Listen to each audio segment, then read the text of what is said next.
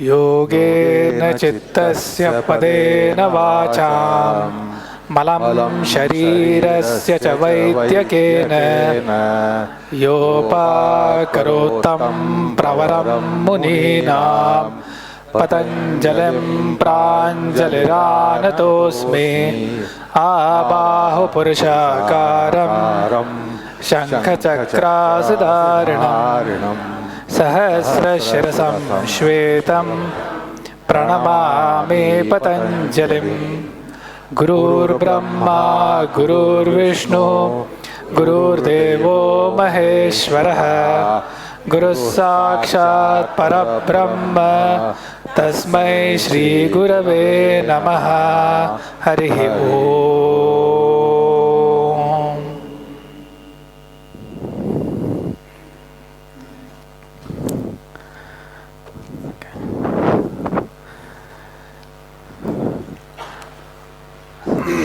So today we are at the penultimate sutra of the first chapter. So we are at 1.50.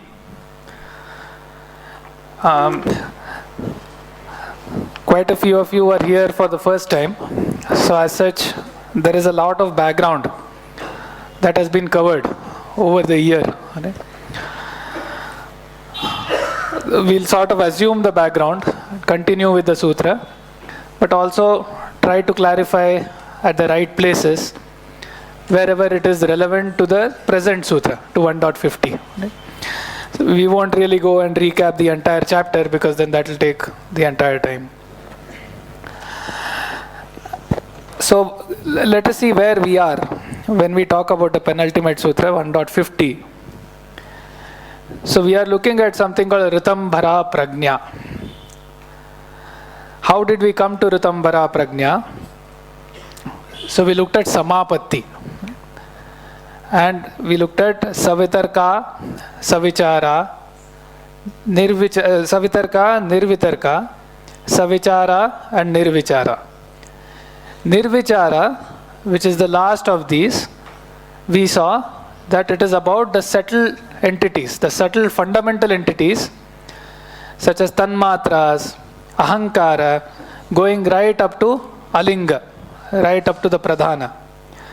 So those entities, when they become the support or the alambanam of the chitta, which means the knowledge of the entity pervades the entire chitta without any limitation about desha, kala, nimitta and so on. So without any limitation of space and time, where we are getting the entire sort of 360-degree understanding through space and time of the subtle entity, is where Nirvichara Samapatti is. And there is a lot more to be said about that, which has been covered, so we won't go there. The next sutra then it says, Nirvichara Vaisharadye Adhyatma Prasadaha, which is something we already saw. So Vaisharadyam refers to the state of immaculate purity in the chitta as a consequence of the Nirvichara Samapatti. And then in that state, what happens is Adhyatma Prasadaha. So we looked at what is Adhyatma. Adi is Vibhakti Arthe. It is in the meaning of a Vibhakti. So it is Atmani Vidyate iti Adhyatmam. Something that resides within, which refers to the internal embodiment, and primarily refers to the Antakkaranam. Antakkaranam means the inner instrument, the Chitta, with all of its aspects like Manas and Buddhi and Ahankar and Samskaras and everything. So to that particular internal entity, Antakkaranam, so in the relation to that, Adhyatma Prasadaha. Prasada refers to a combination of bliss and grace. So how is this prasada coming? Because in the Nirvichara state, when we say there is Samyak Jnanam and complete full understanding. Grace means God's grace. Yes. Grace means God's grace, not grace in your action. The divine grace. So now, because of the Samyak Jnanam, the complete shining of knowledge as part of the Samapatti, the sattva guna dominates. Right? And the chitta, the buddhi sattva is essentially sattvic. So when that happens, and the raja, tama, mala is in terms of dirt and impurities, they go away. And therefore, in its essential state, the chitta in its essential state, and the indriya shakti in its essential states, they give this prasada, which is bliss and grace. The name given to it, the technical term used by Patanjali in the next sutra, he says, Ritambhara Tatra Prajna. Okay? So the Ritambhara is a name chosen by Patanjali. It is a sanya. Sanya means a name, a technical term. Of what? Of the prajna in that particular state. What is prajna? The prajna is the state of knowledge, cognition, wisdom, or pratyaya, the cognitive aspects in the chitta at that time, the awareness aspect, the present state, in that situation, in that condition is prajna. In this particular condition, it is Ritambhara Prajna. Vyasa says it is an apt name, very suitable name. Okay. Then we saw what is Ritambhara. Ritam Bibharti iti Ritambhara. Bibharti means carries, possesses, right? So the prajna that carries or possesses Ritam is Ritambhara Prajna. So what is Ritam? We saw that Ritam is related to Satyam, okay? But it is somewhat, there are shades of difference and emphasis that we need to understand. So it refers to the Sat, which is the real existence.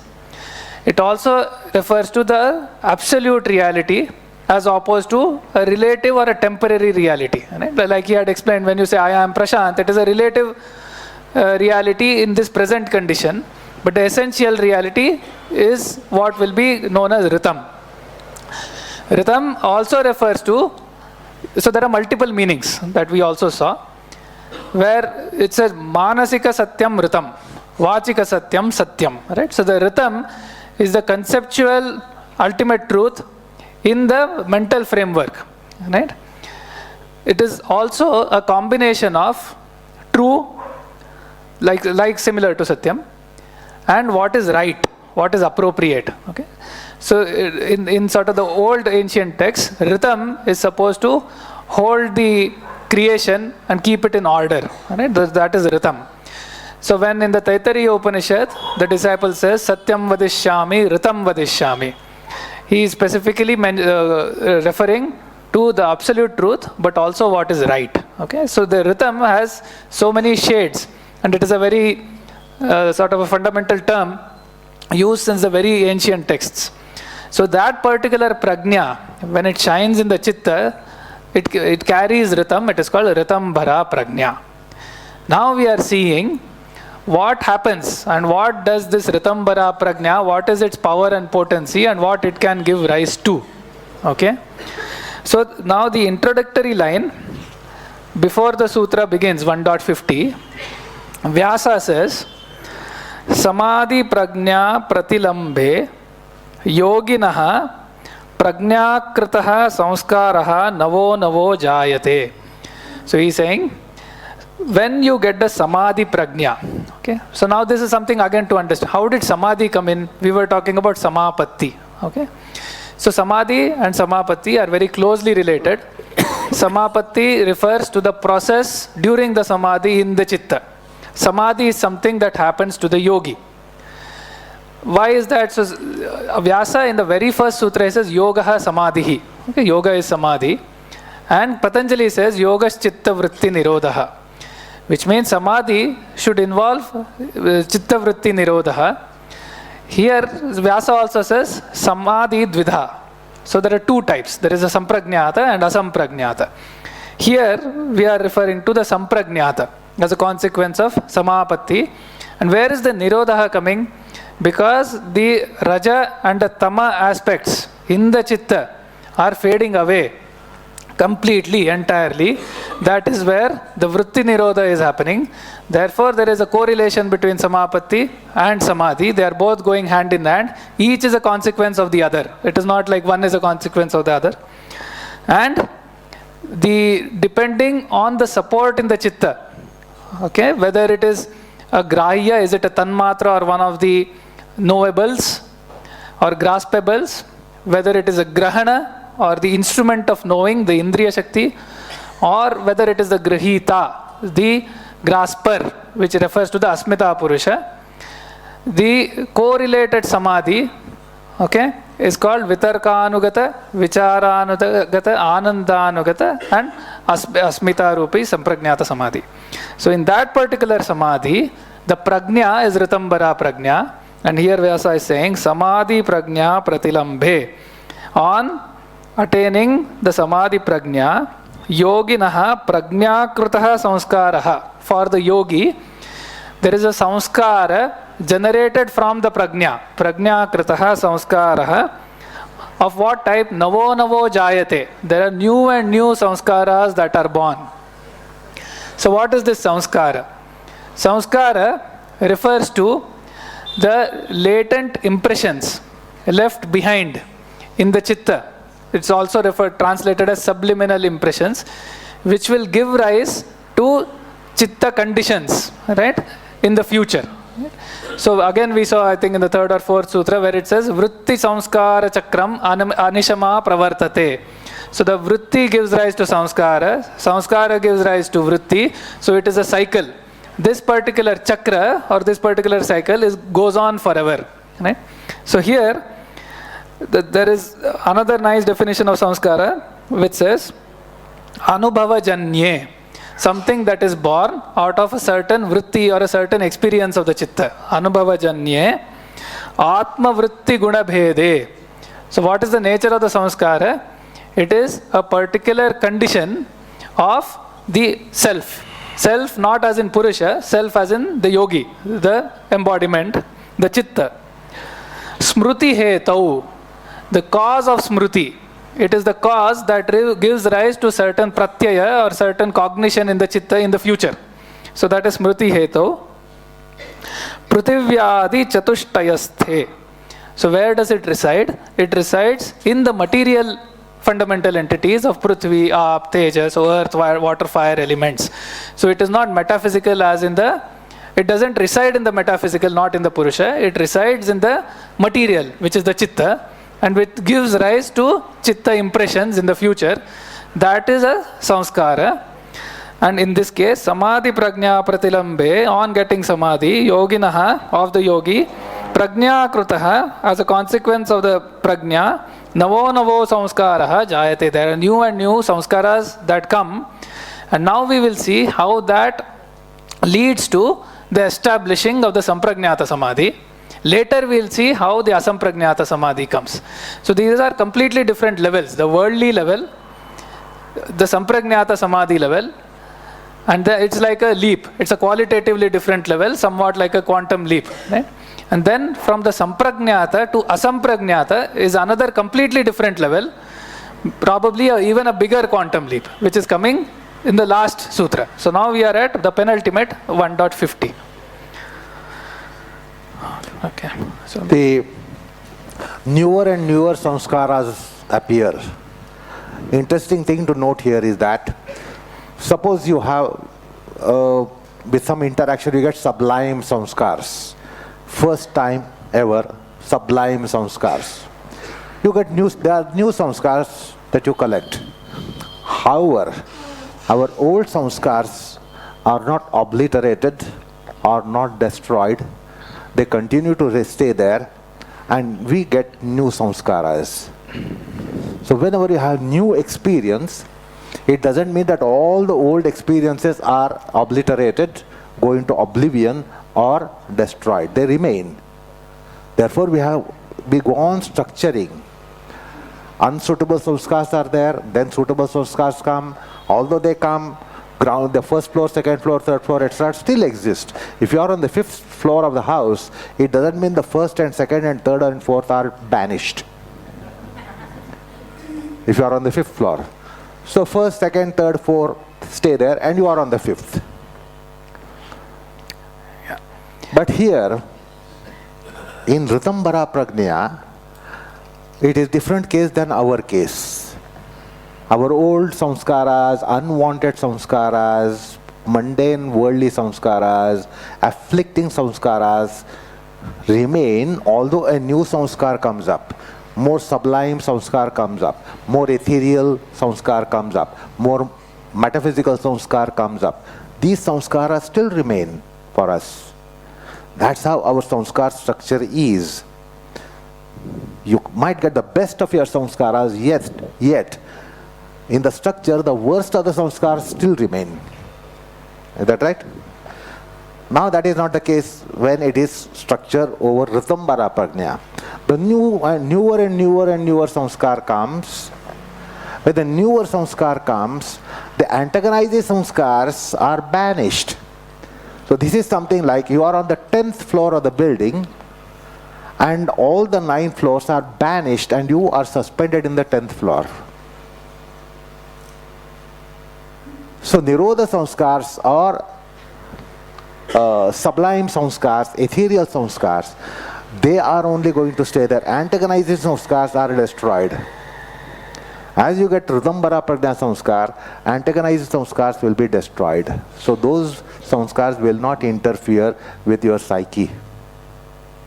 Those are classed as Vyuthana samskars in psychology of yoga.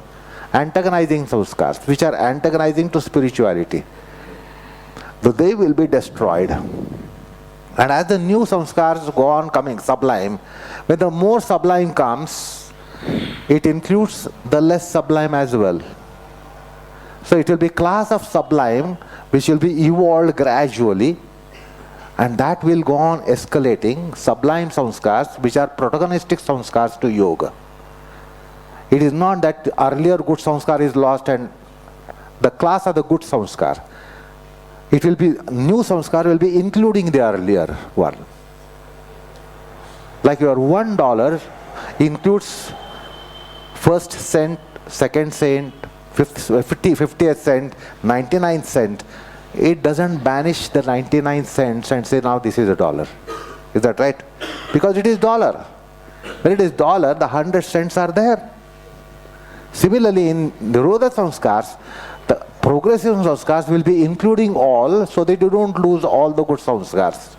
As it happened in case of antagonizing samskars, destroyed. But what about that class of samskars, which is now sublime, which is to be cherished, which is to be maintained, and which is to be nurtured and nourished? So progressively samskars become more and more inclusive. So the first Nirodha samskar, by first samadhi, prajna. Second, prajna. Third, prajna. So you do not lose it. Just as when you have $1, you don't say, I don't have 1 cent. When you have $1, you don't say, I don't have 50 cents. It is included in $1. So all samskars of the good class, sublime class, ethereal class, antagonizing, protagonizing class, they are all mentioned. However, structure goes on evolving. Until when? That will be said in next sutra. So the sutra 1.50, it is Tajjaha samskaro anya samskara pratibandhi. Tajjaha means born out of that. Born out of what? Born out of the Ritambara Prajna. What is born? The samskara is born. So Tajjaha samskaraha. What is the nature of that? Anya samskara pratibandhi. It obstructs the other samskaras. Obstructs which samskaras? The worldly samskaras, the Vyuthana samskaras. So that is what is special about the samskaras generated by Ritambara Prajna, and it is sort of special and unique, so therefore it deserves a specific sutra to establish that particular precept. In our case, if we get yoga samskar, our non-yogic samskars are not destroyed. Your yesterday's samskar, your vicious samskar, they are not destroyed by yogic samskar coming up. Because we are well below Ritambara level of generating yoga. Once you are on the plane of Ritambara Prajna, the samskar weeding out will be taking place. Those samskars will be weeded out, which is not our case. Suppose I give you a wonderful yoga class today, and you feel you are in the 7th heaven. Yesterday's your visit to casino still remains in you.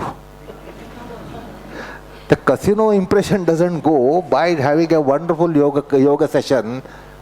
Do you follow? But this doesn't happen after Ritambara Prajna.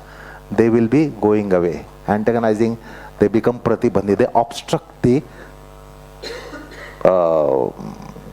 worldly samskars, mundane samskars, lower kinds of samskars, spoiling samskars, bad samskars. They destroy. In our case, that doesn't happen. You had a wonderful class today, that doesn't mean all bad samskars were banished. They still remain. So we have tainted good samskars. In here, there are no tainted good samskars, because there is a weeding out process. After you attain Ritambara, the prasada, adhyatma, the grace and bliss. When you attain that, it's a different process of progression. Yeah, so now let's see what Vyasa has to say about it. Right? So Patanjali has said Anya Samskara Pratibandhi. So Vyasa elaborates. Vyasa says, Samadhi Prajna Prabhavaha Samskaro Vyuthana Samskara Shayam Badhate. Which means the samskara arising from the Samadhi Prajna, it will obstruct the worldly or the Vyuthana Samskara Shayam, the whole collection of samskaras of the worldly character. They are obstructed by the samskaras from the Samadhi Prajna.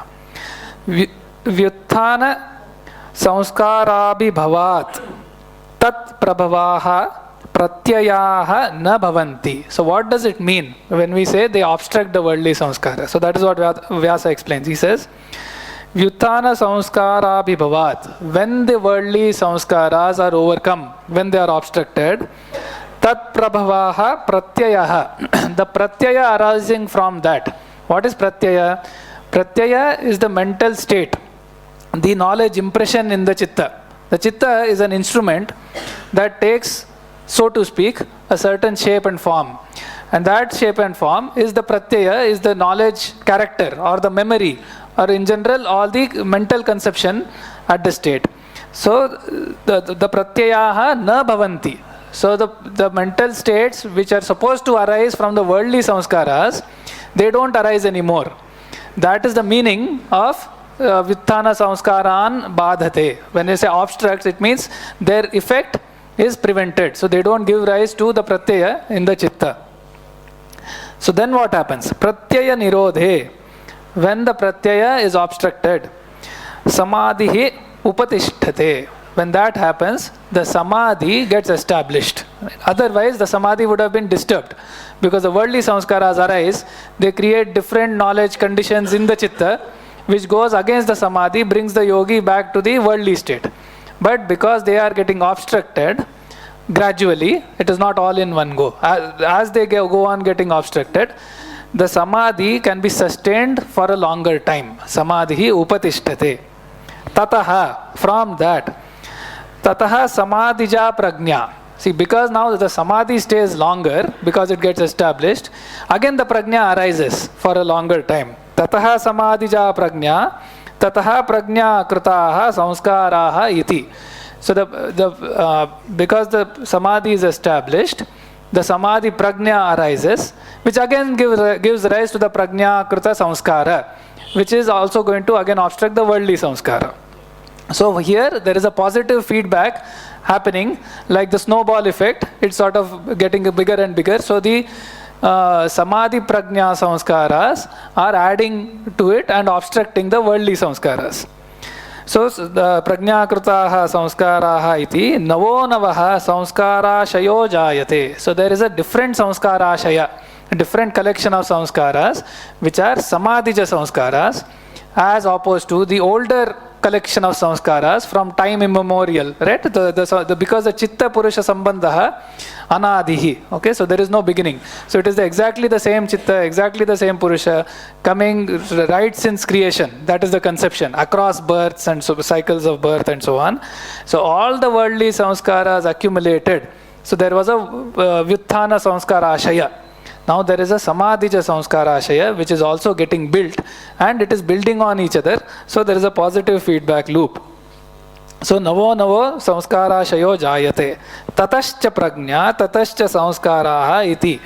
So he is explaining further and further. Vyasa is sort of making the point that this is building on each other, because the samskara leads to samadhi, samadhi prajna leads to samskara, and that is sort of building again and again. Escalation of prajna samskar and samadhi.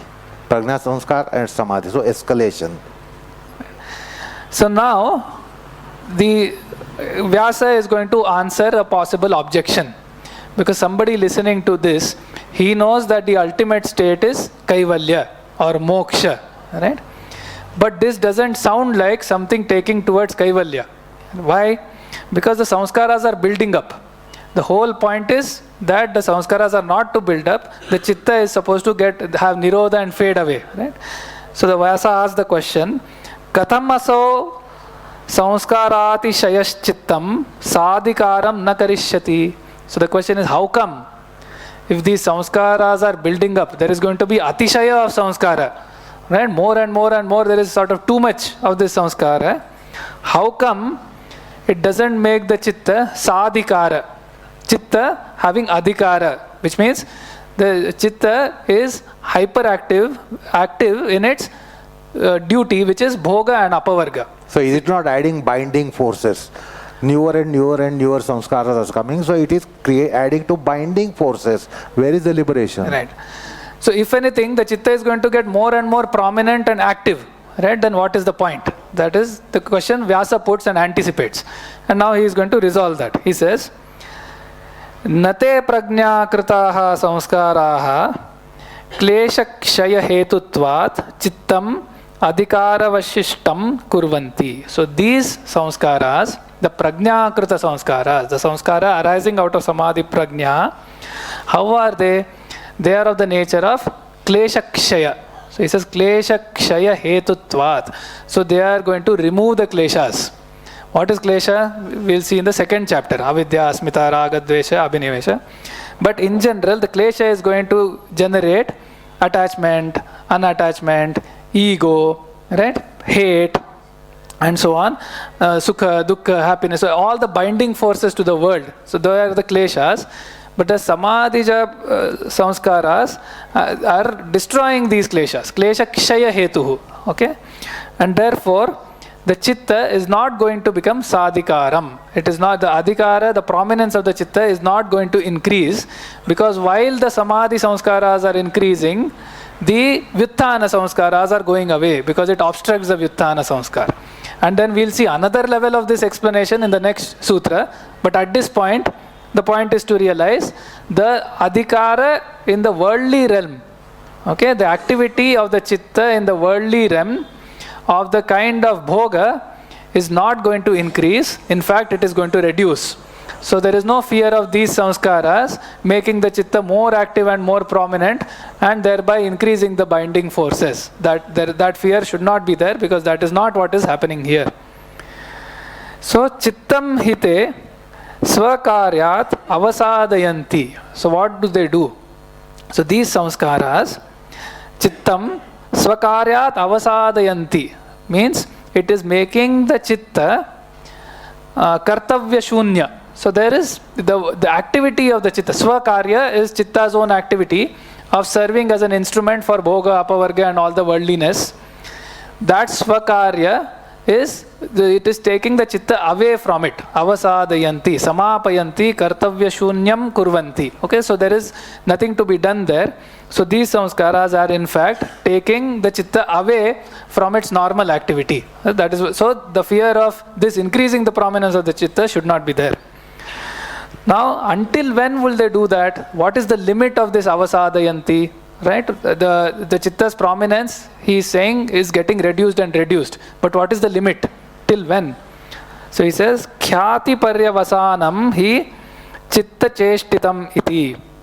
So he says, the chitta's activity, the cheshta, which means the activity, the yatna and so on, the activity of the chitta is only up to khyati.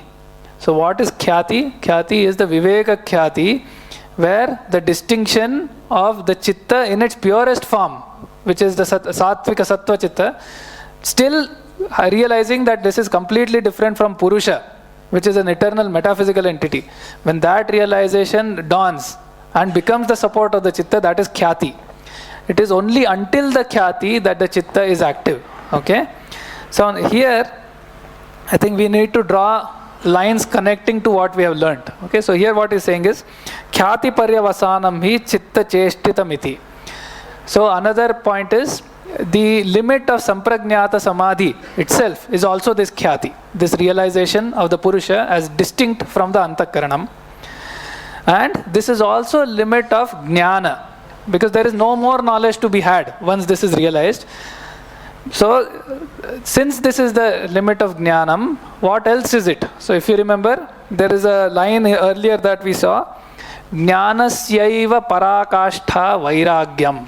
Okay?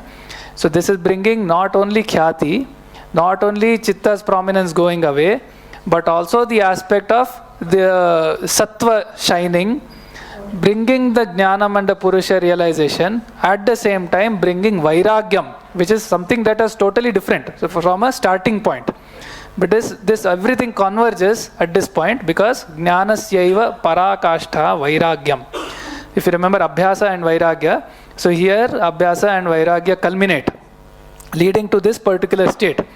But the role of vairagya is not yet over. That will come in the next sutra where paravairagya takes effect. Okay, so that is how this sutra about the samprajñata samadhi going up to viveka khyati is to be understood, and in high detail in terms of the mechanism of that happening is to be found only in this text, right, to this detail where we can understand how it operates and how it is all happening. So the point is that newer and newer samskars are coming. That means they are adding to samskar cortex. They are adding to samskar cortex, or the treasury of the samskars, the container of samskars are being added by a very samadhi that comes up. So samskars are increasing. Now how is it that you will be liberated? So one of the mystic interpreters of Yoga Sutras has said somewhere in the alchemy, say if you want to purify gold, immaculately pure gold, if you want to attain, what is the process? So he says that the gold is, given temperatures, it is melted. But just by melting, it doesn't become pure. They mix lead. The lead has to be mixed into that boiling gold. When the gold is boiling, lead has to be mixed. Then what the lead will do, by the temperature of the lead, all the dirt, because suppose the gold is melting, but there is a metal in it, which suppose gold melting point is let's say 2000 degrees.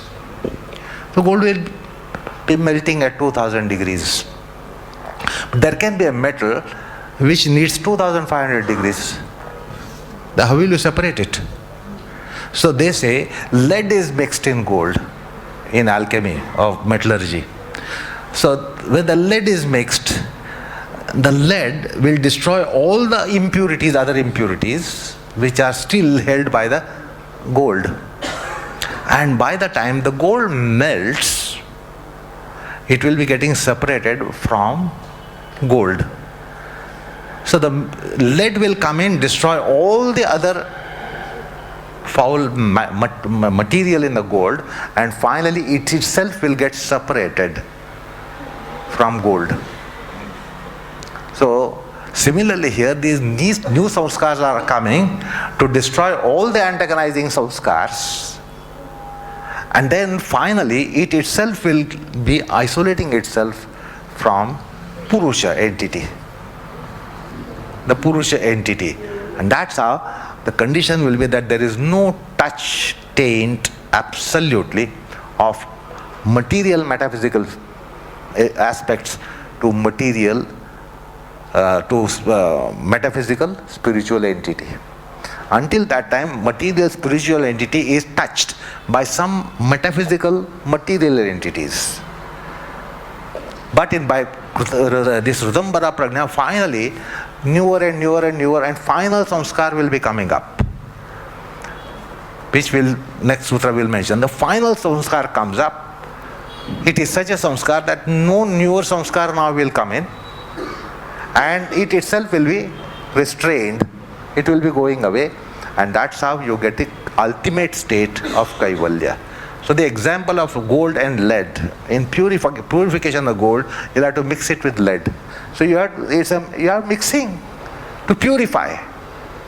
Similarly, in Samadhi Prajna, there will be something coming in which will be purifying. Lead is not an immaculate metal, but it will purify gold. And finally it will be separated. So that example is given by one of the mystic interpreters. Just as lead is mixed in gold for gold to be purified, because pure means there should be no mix. Then it is gold. But to purify the gold, they say you have to mix lead and begin your process. Yeah, so just to clarify, we have seen two types of samskaras here. There is a Vyuthana samskara about in the worldly realm. Even here, it could be in the direction of yoga, against the direction of yoga. So worldly doesn't necessarily mean that everything is going towards senses and vishayas and so on. It can be in the yogic direction, but it is still in the worldly realm. So that is the Vyuthana samskara. Now that we saw was Samadhi Janita Samskara. So from the Samadhi Prajna Janita Samskara. This is the second category. There is a third category, which is the Nirodha Samskara, which we'll be seeing in the next sutra. So before starting the next sutra, again Vyasa says, Kim cha asya bhavati? So he asks the question, okay, what happens, what of these samskaras, right? What of these Samadhija samskaras? What about the samskara generated by Samadhi? The sutra answers that. This is the final, sort of the ultimate sutra of the first chapter.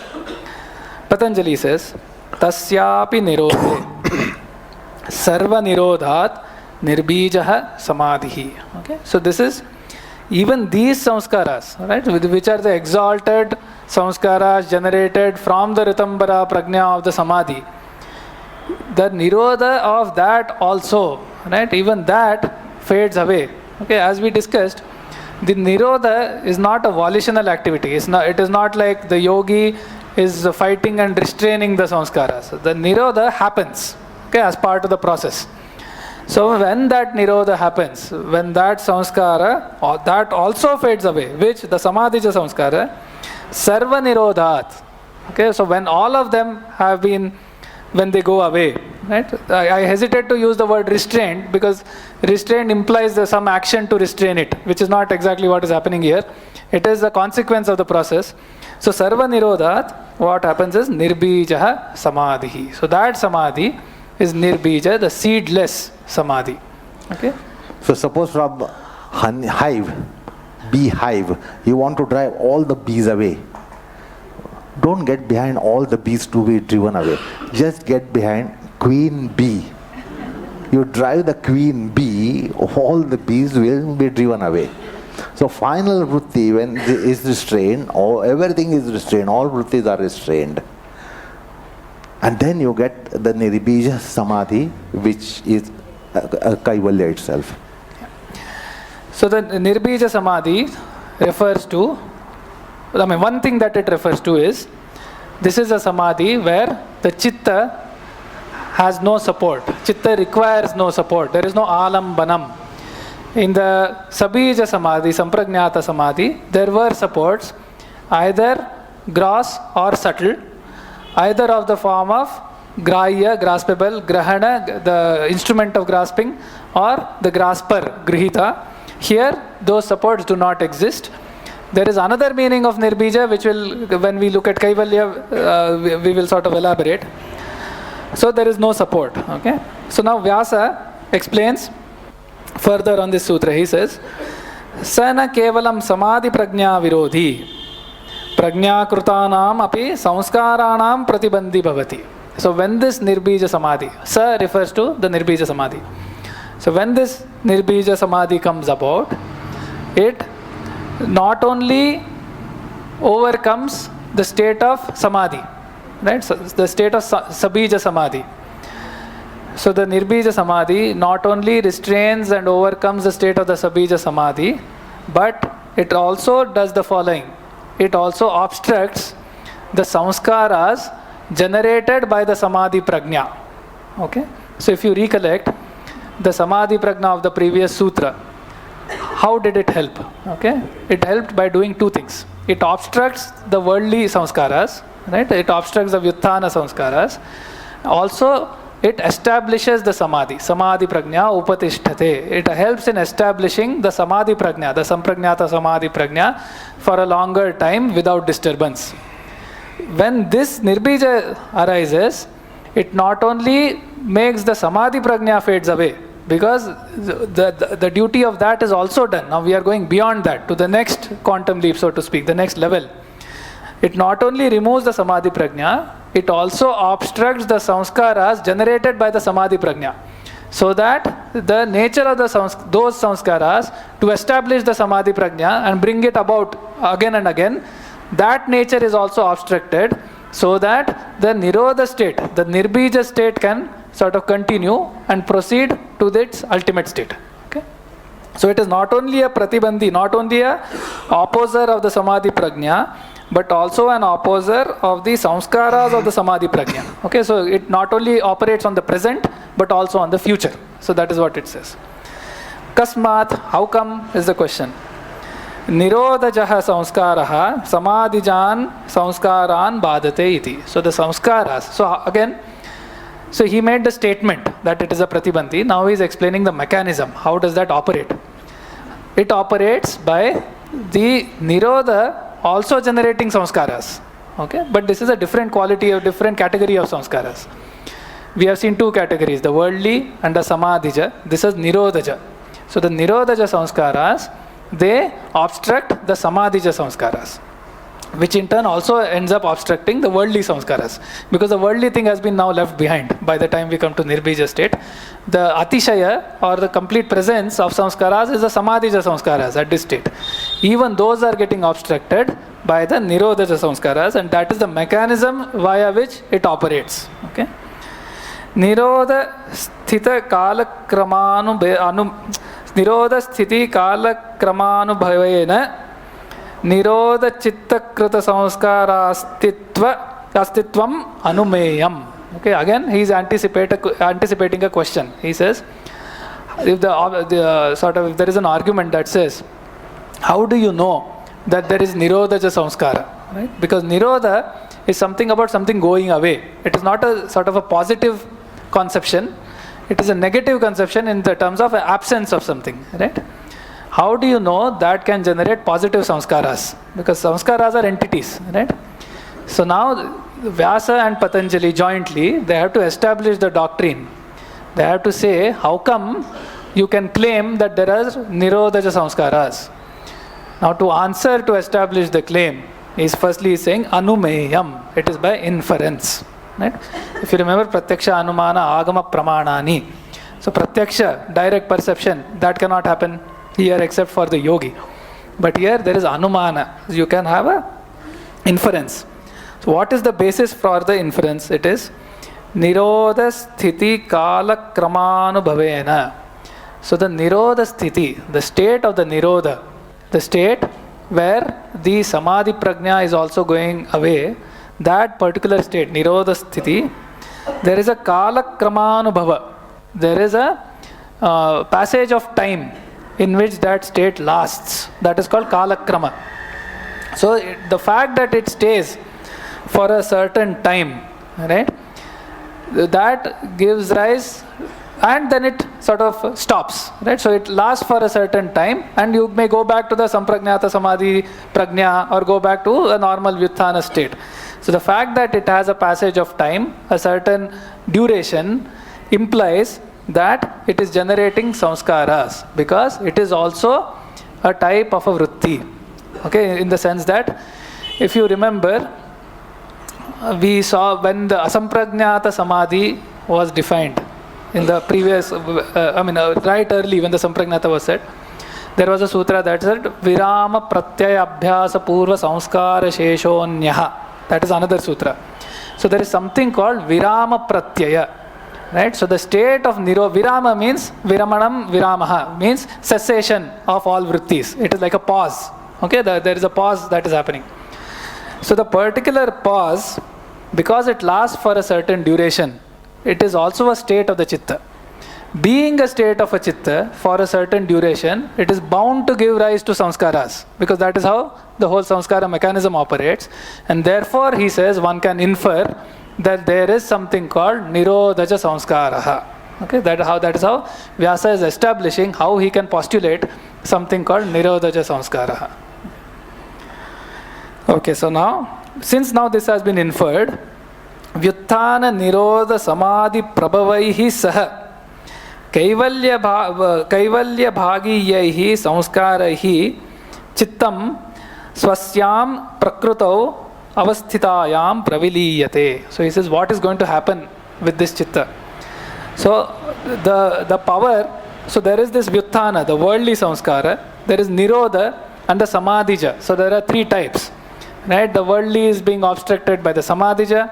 The Samadhija is being abstracted by the Nirodhaja. Now these samskaras, along with the Kaivalya Bhagiyahi, because now with the Paravairagya, the yogi is going towards Kaivalya. So the samskaras leading to the Kaivalya, along with all of that, the chitta is what is going to happen? Praviliyate. It is going to get sort of absorbed or dissolved into where? Swasyam Prakrutau Avasthitayam. So inside, it is going to get absorbed within the Prakriti, the fundamental Pradhana. Okay, so it's something that had arisen through the evolution of Prakriti. At this point, it is in a condition that it can go back and get reabsorbed into the Prakriti. Why? Because along with these samskaras and the Kaivalya generating samskaras, the chitta is going to dissolve. And once it dissolves, there is no question of the chitta operating. Right? It is going to cease operation.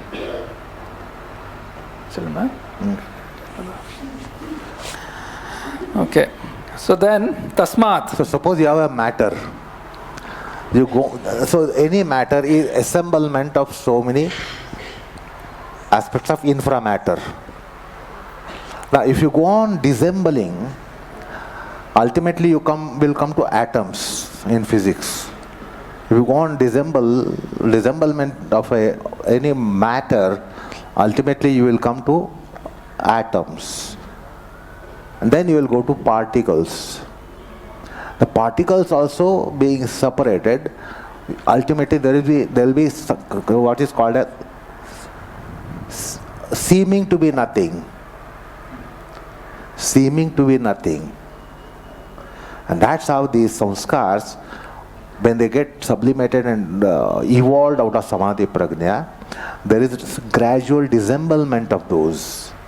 When there is dissemblement of those, ultimately it will come to a state as if nothing. And that as if nothing is the primordial matter. Alinga, that's the primordial matter. So the samskars and chitta will get dissembled completely. And then it will go into the primordial matter, which is described as if nothing, not nothing. It is not nothingness. It is as if nothing.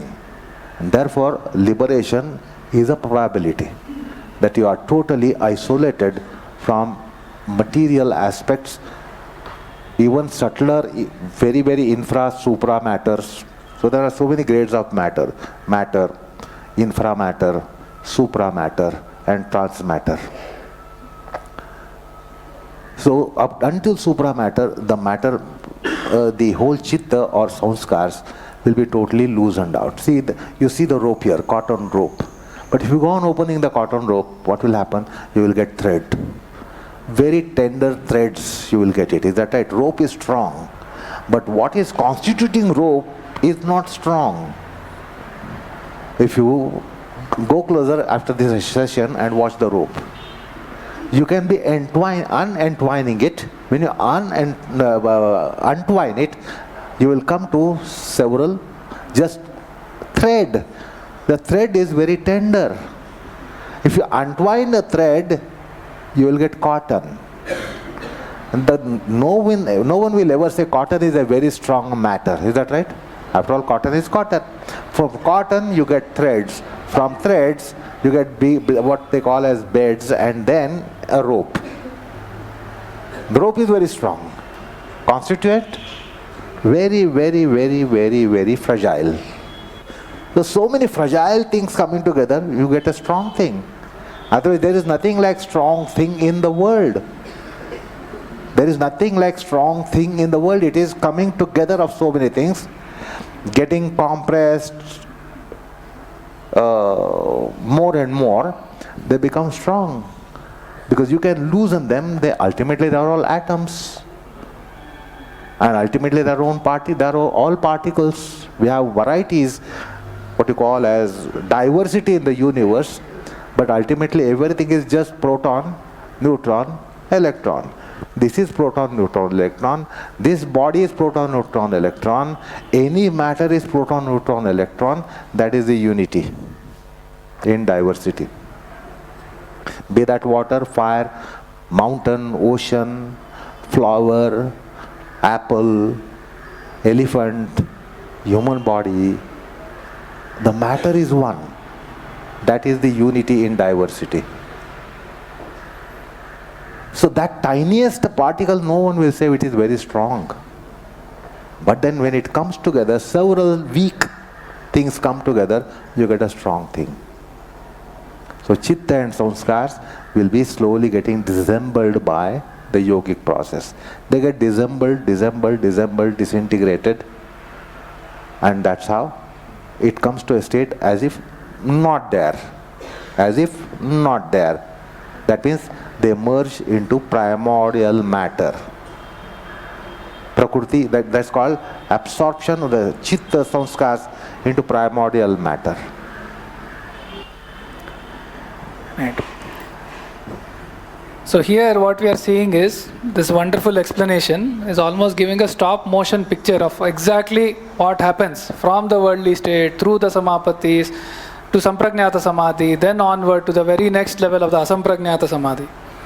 So Vyasa says, Tasmat te samskaraha chittasya adhikara virodhinaha na sthiti hetavaha bhavanti iti.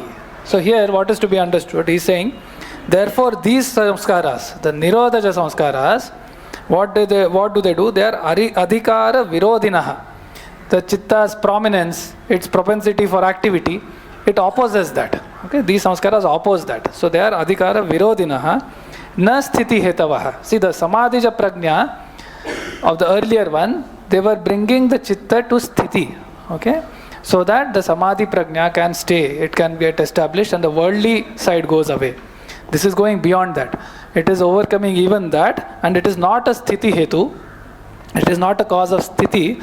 In fact, it is a adhikara virodhinaha. It opposes the very existence of the chitta so that it can fade away and dissolve into the prakriti.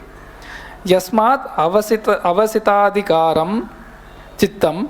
Okay, yasmat avasitadhikaram saha kaivalya bhagiyaihi samskaraihi chittam nivartate. Why? Because the avasita adhikaram means it is something which is kritakritya. The chitta has done its duty. It is the instrument to give bhoga and apavarga to the purusha. The job is done. Okay, so it is the samapta. The kartavya is samaptam. It is done. The kritakritya chitta, avasita adhikara chitta, along with the kaivalya bhagiyaihi samskaraihi. So along with the kaivalya samskaraha. Why does Vyasa says that? Because someone might again question, okay, how will these samskaras go away? Right? Because now again there are more, the nirodha samskaras have come. What of that? How will that go away? So the answer to that is, along with those samskaras, the chitta is now, it is going to nivartate, it is going to go away. So it had all come about through, see, this is all satkaryavada. Nothing comes out, the whole precept of Sankhya Yoga is nothing comes out of the blue. It is all Prakriti evolving into something and dissolving back. So Chitta had evolved from Prakriti due to the touch of Purusha since time immemorial. Now its job is done so it is going to dissolve back into the Prakriti. So that is Nivartate. And now the last line, Tasmin Nivrutte.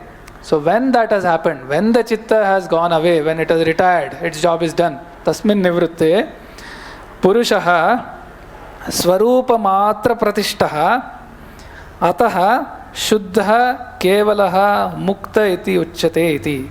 So at this point, the Purusha has no conjunction with the Chitta, has no conjunction with Prakriti. So what is the state of the Purusha? It is a Swarupa Matra in its own form. See, the Chitta, the Purusha is always in its own form. It cannot be touched, right? But the Prakriti was attaching itself to it in the form of Chitta and everything else. That has gone away. So now the Purusha is Swarupa Matra Pratishtaha, established in its own self form. If you remember, Tada Drashtuhu Swarupeva Sthanam, this is bringing you to that. Swarupa Matra Pratishtaha, Ataha, and therefore Shuddha, completely pure. Kevalaha, it is one without the other, right? It is completely in its own form, one without a second. Ekameva Advitiyam. Kevalaha Muktaha. Okay, it is in some sense free, so to speak. It has always been free, but a Prakriti that was tying itself to it has now gone away. So it is Muktaha iti Uchyate iti. So that is the end of Samadhipada. So it says iti Sri Patanjale Sankhya Pravachane Yoga Shastre. See, this is also interesting. The last colophon it is called. So, Colophon. in the Patanjala doctrine, the Patanjali's doctrine, Sankhya Pravachane. So, even though this is the Yoga Shastra, this is Yoga, the commentary is called Sankhya Pravachanamala, Vyasas. So, that brings how the Sankhya and Yoga are related.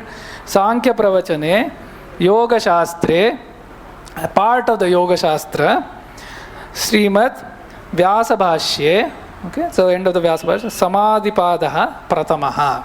So when you say iti means it is concluded. So the first chapter Samadhipadaha of the Sankhya Pravachanamala of the Patanjala Yoga Shastra is therefore concluded with this line. Okay. So the Kaivalya comes about on the principles of what is called as teleology in metaphysics. Metaphysics is a body of certain sciences. Like one of them is called teleology. The principle of teleology is that if there is no purpose, the thing doesn't exist. As long as there is a purpose, the things will go on existing in the nature. If anything has no purpose in the nature, it ceases to exist. Krutartham pratinashtam is a precept which has come in the second chapter. So it gets destroyed when it has no purpose. This is a teleological purpose, principle. If we say, I don't want all this, but why does it exist? You may not be wanting. But there is something which is wanting, and therefore it will be still there. So this is the order in cosmos. If it is not needed, it will disappear. It will go away. It will not continue to stay there. It will not be parasite. Prakriti doesn't have anything like parasite. I don't want it. Nobody wants it. And yet it's there. It will not stay. If nobody wants it, it will not stay. If anybody wants it, it will stay. It should be staying because somebody wants it. We all can say there should be no bug and there should be no mosquito. Who wants it? If something wants, there is something which lives on mosquitoes and something lives on bed bugs. You may not be wanting, but something wants. It is food of something. So how can you banish it? Then in that case, food also should be banished. If some creature's food can be banished by you, your food also can be banished. So that's a teleological principle, Krutartham Pratinashtam. When it accomplished, it doesn't stay as parasite. So that's how Kevali, he becomes Kevali. Yogi, the Purusha becomes Kevali. That's in a way called isolation. Isolation means what? Totally untouched by any aspect of Prakriti. from grosser to subtler to subtlest. No parasites. Whereas we experience parasites. Nothing in us wants it, but still it stays. It is stuck to us. But in teleology, this principle is there. It is not needed, it will not stay. Like if we are in very decent culture of ours, then we will say, I will not stay. If you don't want, why will I stay? I will go away. Is that right? Will you like to stay when all people around you don't want you at all? You will opt to go away. You will not say, still I will stay. So, krutartham pratinashtam, therefore kevali. That's rendered in English as isolation. Kaivalya is also literally taken as isolation.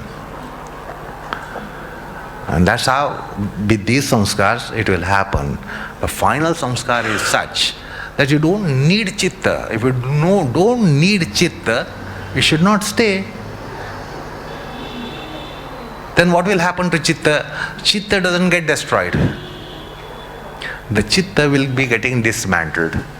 When the chitta gets dismantled, it will go into the source cause, its source.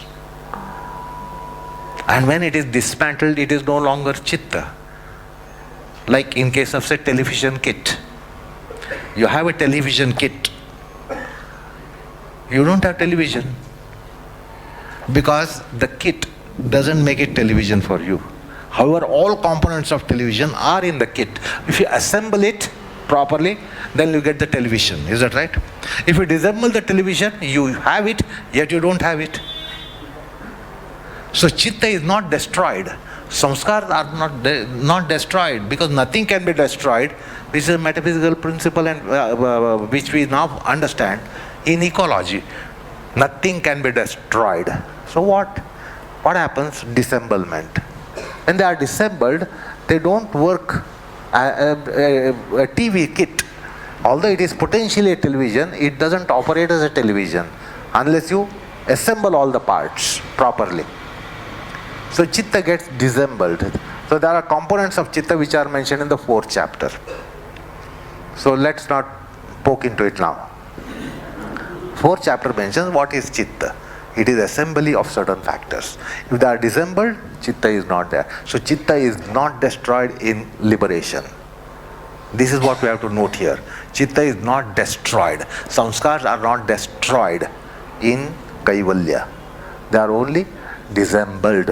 When they are disassembled, they can't function. Like a disassembled TV cannot function as television. Disassembled radio set cannot work as radio set. Disassembled aircraft cannot work as an aircraft. Only when it is assembled, it will work as an aircraft, it will work as a television, it will work as radio. So these samskars are disassembled. And disassembled to what extent? They merge into primordial matter.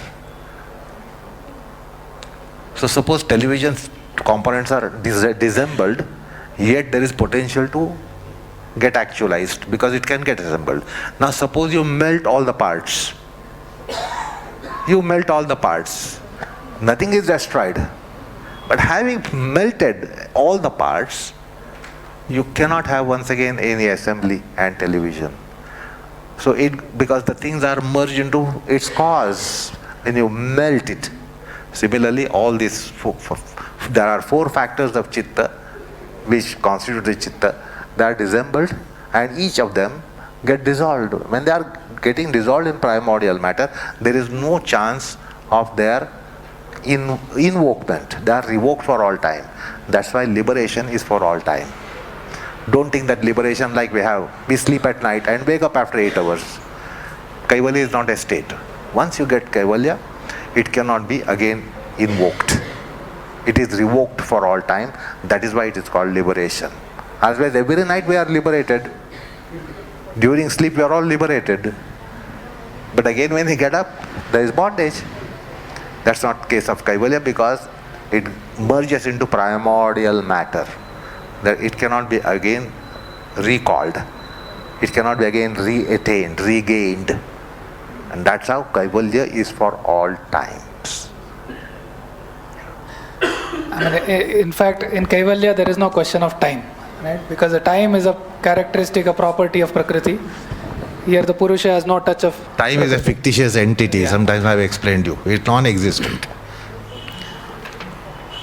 What is time for us is gravity.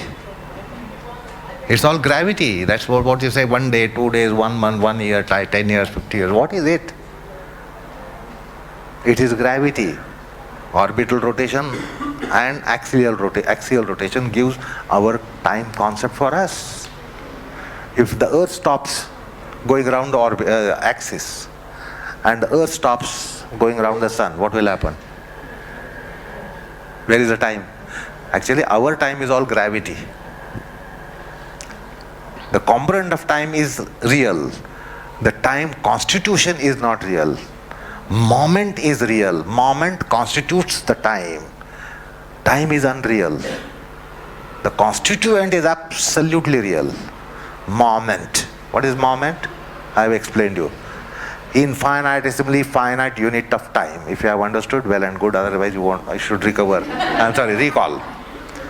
Infinitely finite unit of time is moment. Not 100th of a second, 10,000th of a second, a millionth of a second, and billionth of a second. If you say billionth of a second, there can be billionth of a second. If you say billion, there can be trillionth of a second. If you say trillion, there can be quadrillionth of a second, then pentallionth of a second, then sextillionth of a second, septillionth of a second, octillionth of a second, novillionth of a second, decillionth of a second. Where you cannot divide it, indivisible unit of time is moment. That is absolutely true. Absolutely true. Our second, minute, hour is all relative. They don't exist. They don't exist. It is our idea. It is human idea of day, month, week, year, century, millennia. It's all our imagination. The time, absolute form of time is moment, that is true. The rest all is fictitious, human imagination. So this ends the first chapter. And in the first chapter, it was primarily meant for the Uttamadhikari, sort of the greatest of the calibers of the yogi. And also, this sort of lays down the entire conceptual framework for this school of thought. So that sort of ends here. It is not a sequence for practice. It is not a book of upadesha or advice. It is not a self-help kind of thing. So here, all the definitions, the processes and the mechanisms have been clearly laid out in the first chapter for a better understanding of what is going to come next. Also, just to clarify on the time thing, here when we say time does not exist, it is not about the measurement of time, right? So it is not about because the earth rotates, it is 1 day and so on. So that is about the measurement of time. Here, this is about the Prakriti and Purusha are supposed to be two fundamental eternal entities. Both are eternal. The Purusha, in the Kevala state, there is no Prakriti binding. The time operation is only in the Prakriti because Prakriti is something that undergoes change. Therefore, the time aspect exists. Purusha is outside of Prakriti, is metaphysical. It is completely unchanging. So there is no concept of time because there is nothing to characterize it by. So there is no time at all in existence. And in that sense, in Kaivalya, there is no time at all. So I think we'll recite the slokas on Guruji, and then if there is time, we could take a question or two.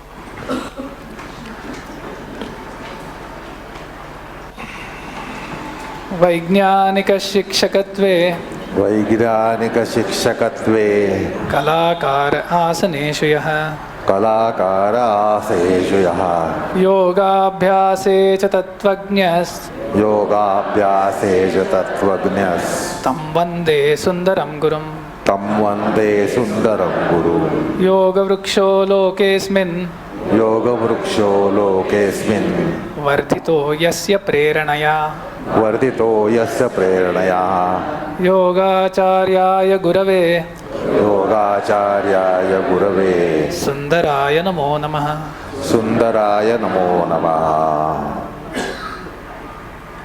And since a lot of you are coming for the first time, the recordings are available both in the office and are also being uploaded To find it, search in Google for Yoga Sutras at RIMYI. That will take you to the place where all these recordings are uploaded. It's an upload with a delay, but it's still getting uploaded.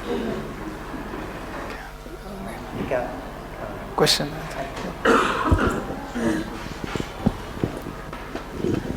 Wanted to know about Vyasanas. Closer. Yeah, wanted to know about the Vyasanas, which you said last time that they are good Vyasanas, bad Vyasanas. Vasana. Vasanas. And also, when it comes to the sanskaras, memory and sanskaras, are they similar, or sanskaras can be more, means memory is more a memory part of it? Shruti and samskars are not one and the same. Samskars are underlying smrutis. If you don't have samskars, you won't have smruti. So they are impressions, as they call. Samskars, as you might say, in our parlance, impressions. So they underlie your memories. Unless if you don't have the impressions at all, how will you have the memory? So samskars are something like that. Then memory will go on building samskars. If you go on remembering something often and often and often, it will create impression. So memory comes from impression. Memory comes from impression, but memory can create impression. If there is no impression, you won't have memory. But when you have memory, you can reinforce your impressions. That's why we say by heart something. So when you by heart, or when you constantly keep a thought process on it, the memories can create samskars, corresponding samskars. So that's the cause and effect relationship, which is cyclic. Samskars give you memory, memory can give you samskars. Memory gives you samskar. If you go on remembering same thing often and often and often, you will create samskars. The memory can give you evolvement. You will evolve. From A samskar, you will get corresponding memory. From that memory, you will get A plus something in your samskars. And you will get another memory. From that memory, you will get A plus something in samskars. So they can mutually help each other. So samskar basically, to be understood, something which underlies the memory. They are not one and the same. And vasanas and samskars are different things. Vasanas is a sprout on samskars. Like alinga to linga in metaphysics.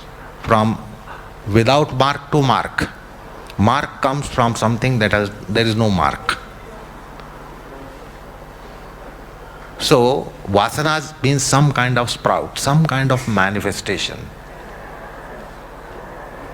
Whereas samskars may not have manifestations.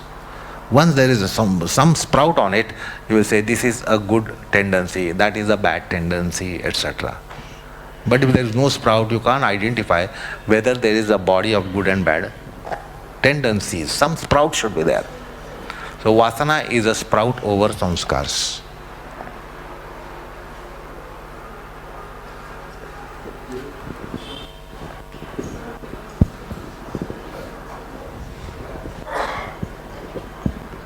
So when you say chitta is like dismantled, so in the illustrative form, just in my imagination, I am imagining something like a cosmos, where all the planets, particles are equidistantly placed, and there are many cosmoses, and there are many galaxies. So is it some illustration like that I want in my imagination, thinking about it? Like the galaxies are chitta dismantled. No, galaxies are not chitta dismantlement, because every aspect in the cosmos has a function and purpose. So it is not dismantled state. Because every star, every particle in the space has some purpose. That is why it is there. So it is not dismantled. The universe is not dismantled condition of something. In that case, there would have been no purpose. So there is a purpose behind it.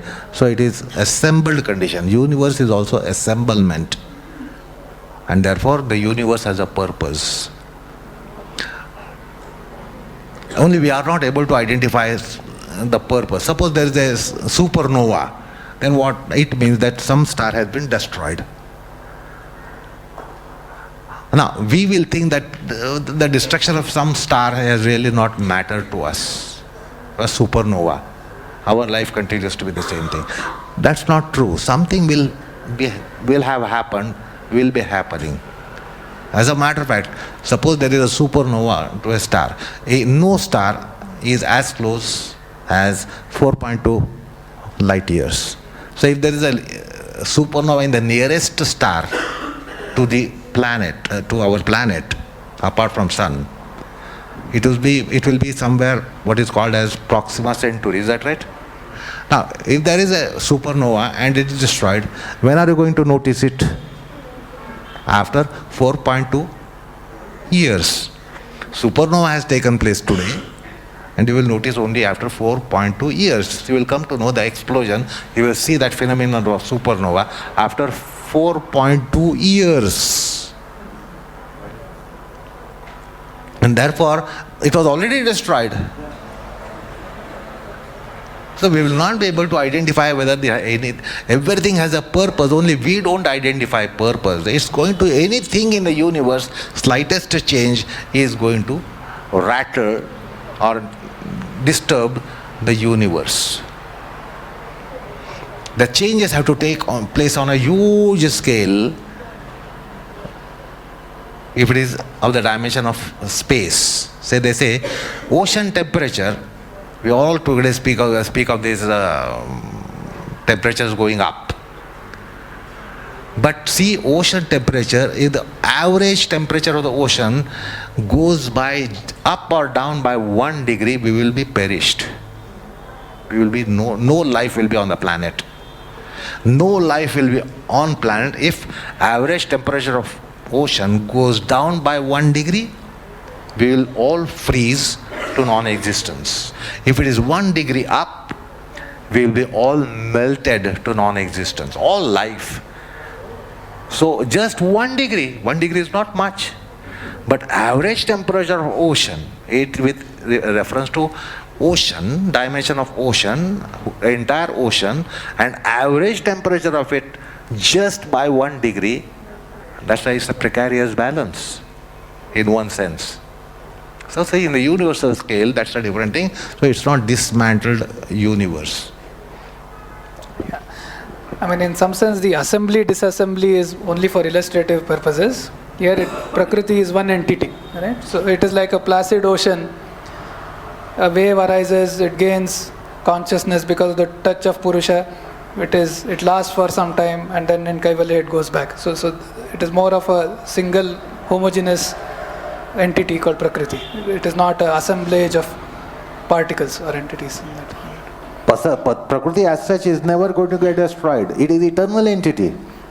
There is no dismemberment of Prakriti and therefore purposelessness of Prakriti. Prakriti is going always to be existing there. It is eternal entity. As much as we are timeless, it is timeless. So there is no disembowelment of the Prakriti. Prakriti is there as it is. It will stay as it is. Okay? Yeah. Thank you.